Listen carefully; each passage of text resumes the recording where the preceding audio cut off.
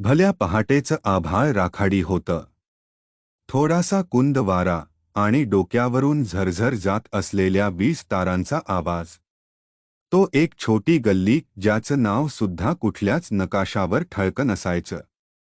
त्या गल्लीतल्या शेवटच्या खोलीत भिंतींच्या फटीतून पावसाचं पाणी टपकत असताना एक 8 वर्षांचा मुलगा आईच्या आवाजाने जागा झाला. अभय, उठ बाळा. विटा घेऊन जाऊ लागले सगळे गाडीत. अभय डोळे चोळत उठतो. थंडीने कुडकुडतो. शर्टचा फाटका बाहू खाली झुकलेला, पायात चप्पल नाही, पायाच्या तळव्यांवर दररोजची मातीची रेखाचित्र तयार होतात. तो मोठा होतोय. पण शाळेच्या बाकावर नाही, तर विटा उचलताना. अभयचं घर म्हणजे एक छोटी खोली. भिंतींवर वर्तमानपत्राचं लावलेलं पत्र्याचं कव्हर. एका कोपऱ्यात पितळी देवघर, देवाच्या समोर लावलेली वाकडी समरू आणि फुलं कधीच नसलेली हार. एक सतरंजी, 2 उशी आणि एक पांढरा ब्लंकेट, जिथं आई, अभय आणि मोठा भाऊ यांचं त्रिकोणी जग सामावलेलं. त्याचे वडील देवाच्या नावे फारसा वेळ न घालवता अचानक गेले एका इमारतीच्या बांधकामावर झालेल्या अपघातात. कुणी म्हणालं भिंत पडली. कुणी म्हणालं कुणी ढालीन दिल्यामुळे. आई मात्र काही बोलली नाही. तिने फक्त दुसऱ्या दिवशी साडीला गाठ मारली आणि एका इमारतीत कामाला गेली, झाडू, पोछा, भांडी. आणि त्या दिवसापासून अभयचं बालपण संपलं. मोठा भाऊ अभ्यासात हुशार होता. शाळेत बक्षिसं मिळवायचा. पण त्याच्याही वह्यांचे कोपरे फाटकेच होते. आई म्हणायची, मोठा हुशार आहे, त्याचं काहीतरी होईल. अभयकड बघून ती थोडी हसत, पण डोळे नेहमी ओलसर असायचे. अभयच्या शाळेत जायच्या वयात हातात पोती होती. आई, मी शाळेत जाऊ का? नको बाळा. तुझा भाऊ शिकतोय ना, तुर्तास घर चालवायचं आहे. पण माझंही स्वप्न आहे. ते स्वप्न सांभाळून ठेव. एक दिवस स्वतःच जग तयार करशील. आईचा प्रत्येक शब्द जणू विटेसारखा मजबूत, पण वजनदार. रोज सकाळी 6 वाजता तो आईसोबत विटभट्टीवर जात असे. एका पोकळ मोकळ्या जागी उभं राहिलं की सूर्य उगमाच्या आधीच अंगावर उन्हाची चटके मारतो. डोक्यावर भांड, हातात पोतं, आणि पायांखालून गेलेली माती. त्या मातीचा वास आता त्याला परका वाटत नव्हता. विटा उचलताना त्याला कुणी छोटू म्हणायचं, कुणी नुकता आला वाटतं. कधी टोमणे मारले जायचे, ते, तू काय पोरगा आहेस का इथं? पण त्याच्या नजरेत अजूनही एक चमक होती. एक दिवस त्याच्या डोळ्यासमोरून एका गाडीवरून एक माणूस गेला, गळ्यात आयकार, पांढरा शर्ट आणि हातात लॅपटॉप. तो क्षण अभयच्या डोळ्यात कायमचा साठवला गेला. आई, मी कधीतरी ऑफिसमध्ये बसणार, तो म्हणाला. आई हसली, थोडं रडली आणि म्हणाली, आधी जगणं शिका बाळा, मग जग जिंका. एक दिवस पावसाचं प्रचंड तांडव सुरू झालं. विटा ओल्या झाल्या, सगळं बंद. काम बंद. अन्न नाही. हातात एकतरी दिवसाची मजुरीही नाही. आईचा चेहरा उतरलेला. तिने तांदळाच्या डब्यातले शेवटचे दाणे काढले. भाकरी केली, अर्धी स्वतःसाठी, अर्धी मुलांसाठी. पण अभय फक्त तिला बघत राहिला. आई, तू खा ना. तू खा. मला नाही लागली. तरीही तू काम करतेस. आई असते म्हणून घर चालतं. तू शिक ना, मोठा हो, आईला विसरू नको. त्या रात्री अभयचं काहीतरी आतून हललं. त्याने भिंतीवर एक वाक्य लिहिलं, माझ्या स्वप्नांना चप्पल नाही, पण पाय आहेत. एका दिवसाचा प्रसंग. अभय एक घरमालकाच्या बंगल्याच्या गेटवर झाडू मारत असतो. त्या बंगल्यातला मुलगा तसाच वयाचा. पण त्याच्या हातात मोबाईल, डोळ्यावर गॉगल आणि अंगात ब्रँडेड कपडे. तो म्हणतो, तुला हे सगळं कधीच मिळणार नाही. कारण तू मजूर आहेस. अभय शांतपणे बघतो. आणि फक्त मनात एकच गोष्ट पक्की करतो. हो, मी मजूर आहे. पण माझं स्वप्न कोणाचं गुलाम नाही. त्या रात्री अभयने जुन्या दुकानातून एक फाटकी वही विकत घेतली. पेन कुणाच्या टाकाऊ सामानातून सापडलेला. त्याने पहिल्या पानावर लिहिलं, माझं नाव अभय. मी शिकणार. मी जिंकणार. आणि सगळ्यांना दाखवणार की गरिबी ही शर्म नाही. ती एक ताकद आहे. जेव्हा पायात चप्पल नसते तेव्हा स्वप्न उचलायला दोन्ही हात मोकळे असतात. अभयच्या संघर्षाची ही केवळ सुरुवात आहे. कधी कधी जगातलं सगळं दुःख एकट्या माणसावर साचतं. पण त्या सगळ्याला हसून तोंड देणारी ती होती आई. वडील गेले त्या दिवसापासून तिनं रडणं थांबवलं, पण गालांवरचं मीठ अजून कोरडं झालं नव्हतं. तिनं डोळ्यातलं पाणी आतच गेलं. कारण तिला माहीत होतं आता घर चालवायला कुणीच नाही. सकाळी 5 वाजता ती चुलीसमोर उभी असायची, भाकर तव्यावर, डोक्यात विचार. आज कोणता मालक भांडू नये. मुलांसाठी थोडं जास्त मिळावं. ती 2 घरे झाडायची, एक घरात भांडी घासायची. कुठं अपमान, कुठं शाबासकी, कुठं अन्नाचा डबा मिळायचा, पण ती फक्त एक गोष्ट बघायची. मुलांचं पोट भरलं का? ती फक्त 28 वर्षांची होती तेव्हा नव्याचा मृतदेह जेव्हा सिमेंटच्या गोणीतून आला. कोणी डोळ्यात पाणी घेतलं नाही. कोणी मदत दिली नाही. कोणी विचारलंही नाही, तुमचं पुढं काय? पण तिने विचार केला, मी रडले, तर ही 2 मुलं कोण सावरतील? मोठा मुलगा विशाल 15व्या वर्षी अचानक आजारी पडतो. सुरुवातीला ताप, मग भूक नाही, नंतर अंगावर गाठी. शेवटी निदान रक्ताचा कॅन्सर. डॉक्टर म्हणाले, उपचार महाग आहेत. 7 ते 8 लाख लागतील. आईचं डोकं फिरलं. 7 लाख? माझं आयुष्य मिळून 7,000ही नाहीत हातात. ती दारोदार फिरली, सणासुदीला झाडलेली घरं, शाळेतील शिक्षक, किराणा दुकानदार. पण प्रत्येकीकडून फक्त एक शब्द ऐकला, माफ करा. रात्री उपाशी झोपायची. अन्न नव्हतं, पण औषधं घेतल्याशिवाय विशाल शांत झोपत नसे. ती रात्रीच्या अंधारात रडायची. अभय झोपलेला असायचा, पण तिला माहीत असायचं, माझं पोरगं हळूहळू संपतंय. एक दिवस विशाल तिच्या मांडीवर झोपून म्हणाला, आई, तू खूप कलीयस ना. मी तुझा त्रासच वाढवतोय. ती ओक्साबोक्शी रडली, पण तोंडावर हसू आणून म्हणाली, बाळा, तू आहेस म्हणूनच मी जिवंत आहे. अभय तिच्या बाजूला बसलेला रडत नव्हता, पण त्याचे डोळे धावत होते.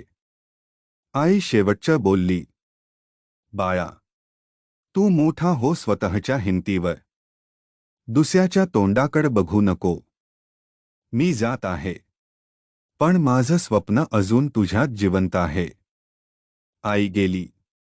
पण तिची आठवण, तिचा आवाज, तिचे झाडलेलं अंगण सगळं आजही अभयच्या जगण्यात जिवंत आहे. तो दररोज कामावर जाताना तिचे जुनी साडी घेऊन डोळ्यांना लावतो.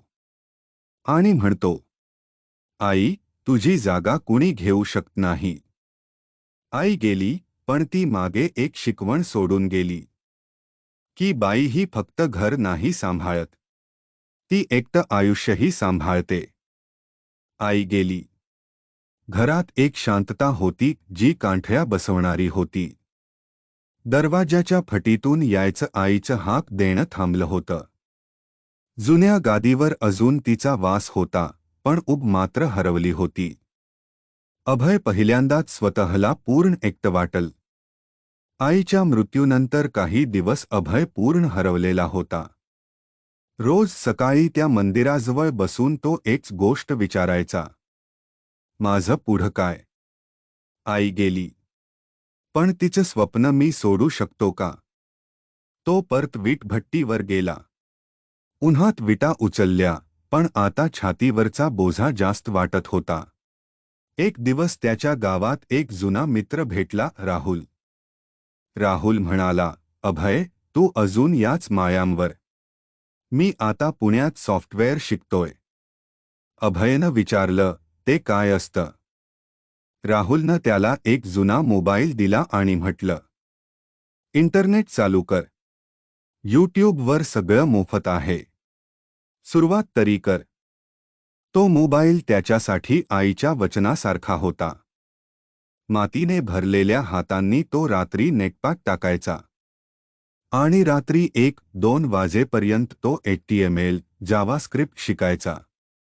डोळ्यात झोप नव्हती, पण डोक्यात स्वप्न होतं. सगळे म्हणायचे, अरे कामगाराचं पोरगं सॉफ्टवेअर काय शिकणार? तो मोबाईल विकून 2 दिवसाचं जेवण घे रे. पण अभयच्या मनात फक्त आईचा आवाज घुमायचा. स्वप्न मोठं ठेव. जग हसतं, पण हसणाऱ्यांवर जग हसतं. जेव्हा मन खचायचं, तेव्हा तो भावाचं जुनं डायरी उघडायचा. विशालनं लिहिलेलं असायचं, मी इंजिनियर होणार. आपलं घर मी बदलणार. अभय त्या वाक्यांवर बोट फिरवायचा आणि पुटपुटायचा, दादा, तुझं स्वप्न आता मी पूर्ण करतो. जेव्हा गावात जाहीर बोलायचा की मी कोडिंग शिकतोय, लोक हसायचे. फक्त 2 वेळचं जेवण मिळालं की देव पावला म्हणायचं. हे काय हव्यास? मजुराच पोरं टेकमध्ये काय करणार? पण अभय आता कुणालाही उत्तर द्यायचा नाही. त्याला समजलं होतं, सगळ्यांना उत्तर नको असतं, त्यांना तमाशा पाहायचा असतो. शेवटी एका छोट्या दुकानाच्या मालकाला विचारलं, तुमच्या दुकानाची एक वेबसाईट बनवू का? मालक हसला. वेबसाईट? माझं दुकान आधी चालू राहू दे. अभयनं मोफत काम केलं. 2 दिवस, एक जुना लॅपटॉप आणि डेटा रिचार्ज. शेवटी वेबसाईट तयार झाली. दुकानदार खुश. ते त्यानं इंस्टाग्रामवर टाकलं. आणि पहिल्यांदा इनबॉक्समध्ये एक message, hi, can you make a website for me? What's your rate? Abhay अजूनही मोठा डेव्हलपर नाही, पण त्याच्याकडे एक ओळख आहे. हून जाऊन शिकलेला मुलगा जो हार मानला नाही. तो अजूनही रात्री घास घालत असतो, कामही करत असतो, पण दररोज काहीतरी नवीन शिकतो. त्याचं एक स्वप्न आहे, एक दिवस त्याचं स्वतःचं ऑफिस असावं. त्यात एक खुर्ची आईसाठी, एक टेबल दादासाठी आणि दरवाजावर फलक.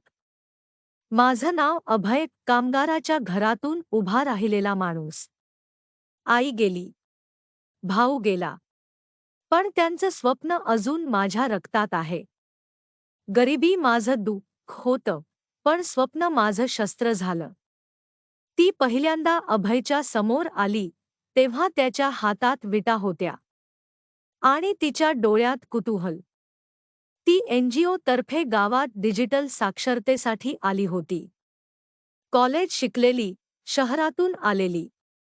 पण चेहऱ्यावर मी मोठी आहे असं काहीच नव्हतं. पहिल्याच दिवशी ती म्हणाली, तुमचं नाव काय? अभय. छान आहे. भीती विरहित नाव. समतानी पाहिलं, अभयच्या डोळ्यात एक वेगळी भूक होती. ज्ञानाची, बदलाची, स्वतःला सिद्ध करण्याची. ती रोज त्याला काही ना काही शिकवायला यायची. एक्सेल, ईमेल्स, प्रेझेंटेशन बनवणं. आणि हळूहळू ते दोघं एका लॅपटॉपच्या स्क्रीनवरून एकमेकांच्या मनात डोकावू लागले. अभयने कधीही ती माझी होईल असा विचार केला नव्हता. त्याला फक्त तिचं बोलणं, तिचं समजून घेणं आणि ती माणूस म्हणून पाहते हे जाणवणं, एवढंच पुरेसं वाटायचं. एक दिवस ती म्हणाली, अभय, तू खूप वेगळा आहेस. मला वाटतं तू खूप मोठं काहीतरी करशील. तो फक्त हसला, कारण त्याला प्रशंसाची सवय नव्हती. गावात चर्चा सुरू झाली. शहरातली मुलगी आणि विटा उचलणारा मुलगा. तिचं नाव बुडेल. तिच्या घरी सांगितल्यावर बघ तू. आणि एक दिवस ती आलीच नाही. अचानक एक दिवस 4 महिन्यांनंतर समता त्याच्या समोर उभी होती. पावसात भिजलेली, डोळ्यात अश्रू. अभय, मला माफ कर. मी तुझ्यासोबत राहू शकले नाही. माझ्या वडिलांनी स्पष्ट सांगितलं, ज्याचं नाव कोणालाही माहिती नाही, त्याच्याशी नातं नाही. अभय फक्त एक वाक्य म्हणाला. तू गेलीस, हे दुःख नाही. पण तू माझ्यावर विश्वास नाही ठेवला. हे दुःख आहे. ती त्याच्याकडे पाहत राहिली. आणि परत गेली, कायमची. तो आजही तिचं नाव घेत नाही. पण तो जेव्हा एक नवीन प्रोजेक्ट करत असतो, तेव्हा शेवटचं तिचं वाक्य आठवतं. तू खूप मोठं काही करशील. त्याच्यासाठी हे प्रेम एक अपूर्ण कविता आहे. पण तीच कविता त्याला चालत ठेवते. अभय आता दररोज रात्री उशिरापर्यंत काम करत होता. त्याचा जुना दोस्त विशाल, ज्याचं स्वतःचं एक छोटं डिजिटल एजन्सी होतं, त्याने त्याला एक छोटं प्रोजेक्ट दिलं होतं. एक गावातल्या लोकांसाठी खास डिजिटल पोर्टल, जेथे त्यांना सरकारी योजना, औषधं, शिक्षण, कर्ज आणि रोजगार याची माहिती मिळेल. ही वेबसाईट म्हणजे फक्त एक टास्क नव्हती. हे आईचं स्वप्न होतं, माझ्या मुलांनी कुणाच्या दारी न झुकता स्वतःच काहीतरी उभं करावं. तो दिवसभर मजुरी करत आणि रात्री ड्रीम कोडर होत. तो संगणकासमोर बसला की एक वेगळीच ऊर्जा त्याच्यात यायची. हा फॉन्ट जरा गावातल्या लोकांना मोठा वाटेल का? मला चटकन समजेल असं मेनू बनवायचं आहे. सत्य नेट जातं. पण तरी यांचं पोर्टल चाललं पाहिजे. तो केवळ डिझाईन करत नव्हता, तो स्वतःच्या आयुष्याची चित्रकथा लिहत होता. Subject selected under government innovation grant for rural tech. Content congratulations, your project Gramin connect has been shortlisted for funding state level recognition. तो मेल बघून अभय काही बोलू शकला नाही. फक्त एकदम आईचं बोलणं आणि स्वप्न आठवलं. अभयने जेव्हा पहिल्यांदा त्या संगणकावर आईचं नाव टाकलं, founders note inspired by my late mother Savitri, त्याला वाटलं, आई आज असती तर काय म्हणाली असती. बघ ना आई, आता तुझा अभय कुणाच्याही दारात नोकरी मागत नाही. आता लोक माझ्याकडे काम मागतात. मोठ्या भावाचं स्वप्न होतं इंजिनियर व्हायचं. त्याच्या आजारामुळे तो शाळा सोडावी लागली. आज अभयने त्याच्या नावाने एक फ्री रूरल IT बूटकॅम्प सुरू केलं. ही संधी त्यांच्यासाठी, जे माझ्या भावासारखे होते पण जिंकाल, असं त्याच्या वेबसाईटच्या पहिल्याच पेजवर लिहिलं होतं. आज तो केवळ पैसा कमावत नाही, तो इतर गरीब मुलांच्या आयुष्याला दिशा देतो आहे. ज्या हातांनी विटा उचलल्या, त्या हातांनी आता कोडिंग वर्कशॉप घेतली. ज्याला एक चांगली चप्पल नव्हती, तो आता ऑक्सफोर्ड टी-शर्ट घालून डिजिटल समिटमध्ये बोलतो. एका संध्याकाळी समता त्याला स्क्रीनवर पाहते, एक न्यूज व्हिडिओ. आज ग्रामीण परिवर्तनासाठी तंत्रज्ञान या विषयावर अभय राऊत यांची खास मुलाखत. त्यांचा प्रवास वीटभट्टीवरून डिजिटल स्टार्टपर्यंत हे लाखो युवकांसाठी प्रेरणा आहे. तिच्या डोळ्यात अश्रू येतात. ती फक्त हसते आणि म्हणते, तुला मी नाही मिळाले, पण तू स्वतःला मिळालास. अभय आता कोण आहे? एक एंटरप्रेनर, एक चेंजमेकर, आणि सर्वात महत्त्वाचं, त्याच्या आईचं स्वप्न साकार झालेलं मूल. आई, तू म्हणायचीस मुलं मोठी होतात, पण ती मातीशी जोडली पाहिजे. आजही मी दररोज सकाळी मातीला नमस्कार करतो, कारण त्या मातीवरून चालत मी स्वप्नांपर्यंत पोचलो. अशाच नवनवीन गोष्टीसाठी आजच चॅनेलला लाईक करा, शेअर करा आणि सबस्क्राईब करा कथा जीवनाच्या या आपल्या चॅनेलला.